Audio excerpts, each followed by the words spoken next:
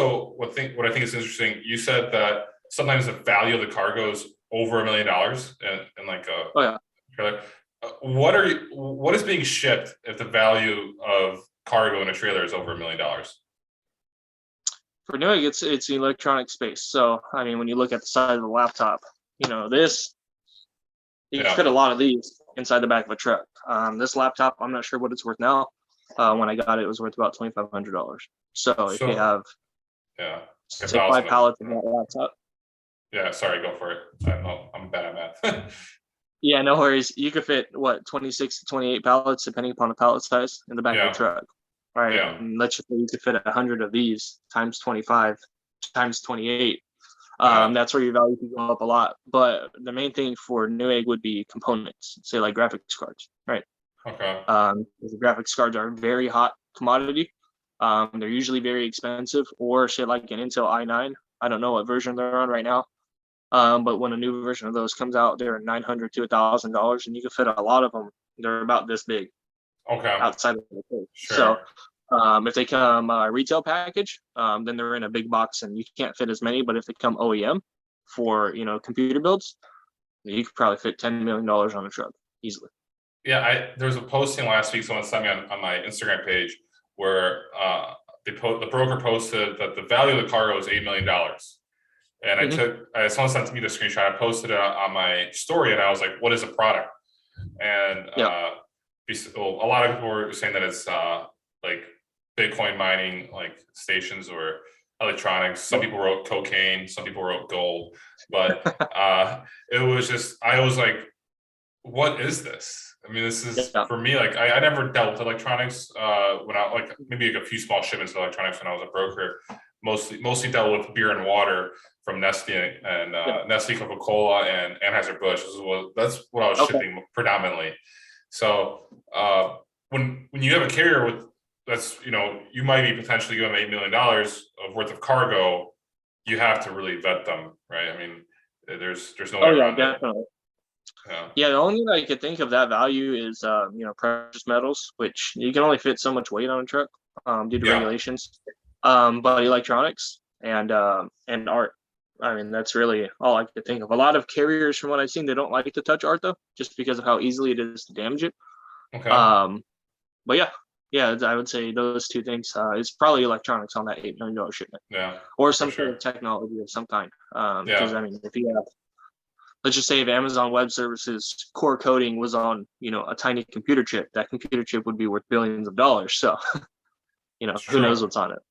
Yeah, no, you're definitely right. And then another thing that you said, Nathan, was there's a story about a guy that fell asleep on the side of the road in his truck, and then he got his trailer stolen. Yeah. Can you tell us more about that? I mean, honestly, that's about all I know. I found out about that a couple of months after it happened.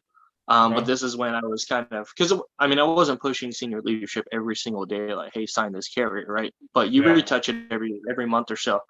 And when I was talking about it, once they had all that figured out, that's when they let me know, like, by the way, one of the reasons why it took so long is because we had to deal with this. And, this is one of the things that we're worried about. But yeah, I guess he was on the side of the road. I personally would believe it's an inside job. I don't know how you don't know somebody's unhooking their trailer. Yeah, but he's just parked on the side of the road, and he's like, "Oh, I don't know what happened. My trailer disappeared." I mean, how do you not know what happened? Oh, I was asleep. It's like, you can sleep through that. It's like a miniature earthquake going on in your cabin. You were asleep. Oh yeah, I was asleep, very tired. And like you said, it was on the side of the road, right? Or was it a truck stop? Do you know the details behind that? Because if it's on the side of the road, it's like, what were you doing on the side of the road? Oh no, but there are pull-off spots for trucks. When you go a long distance, that they can pull off. So I don't believe it was a truck stop. I do believe it was like a designated area that trucks could pull off on the side of the road. Sure. Yeah. Moving a trailer is loud and it's hard. Totally. I like during the beginning of the pandemic, like it was just April, so like a month in, and we had a load from St. Louis to Cartersville, Georgia, to the Anheuser-Busch plant, and this driver was sleeping when they cut the seal, and like he started hearing the rumbling in the trailer because they were sealing the beer, and he came out and they ran off. I think they got like one pallet of beer, but like he woke up from like them just walking onto the trailer, like the rumbling of like the packaging and stuff. So yeah, I mean, there's a lot of shadiness in the industry, especially with electronics. I mean, I'm guessing that was a big, probably an expensive shipment that people can make money yeah. off of. Yeah. I guess say the only plus side to electronics is most things. I mean, even if it's a $2 value, it could have a serial number on it. And especially when it comes to the bigger ones, say like your bigger manufacturers. We've been able to find cases of theft, whether it's internal or external for clients that we sell to on B2B, just by going back to the manufacturer and seeing when that thing comes online. So Okay.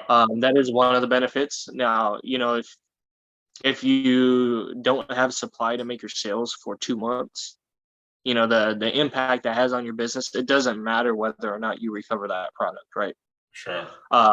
But I guess, yeah, like I said, the only plus side is there is, say like versus a painting, right? That somebody could pull a GPS tracker off and throw it.